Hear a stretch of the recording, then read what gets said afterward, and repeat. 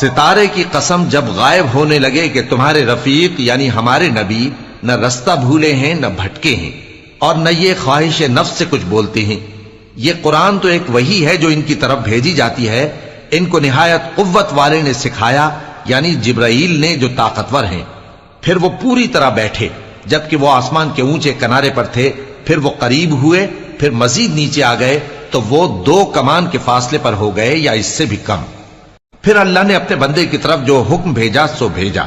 जो कुछ उन्होंने देखा उनके दिल ने उसको झूठ न जाना। क्या जो कुछ वो देखते हैं तुम उसमें उनसे झगड़ते हो? और उन्होंने उसको यानी जिब्राइल को एक और बार भी उतरते देखा है सिदरतुल मुंतहा के पास। उसी के पास हमेशा रहने की बहिश्त है, जबकि उस बेरी पर छा रहा था जो छा रहा था। उनकी आंख न तो और तरफ माइल हुई और न हद से आगे बढ़ी। उन्होंने अपने परवरदिगार की कुदरत की बहुत ही बड़ी बड़ी निशानियां देखी।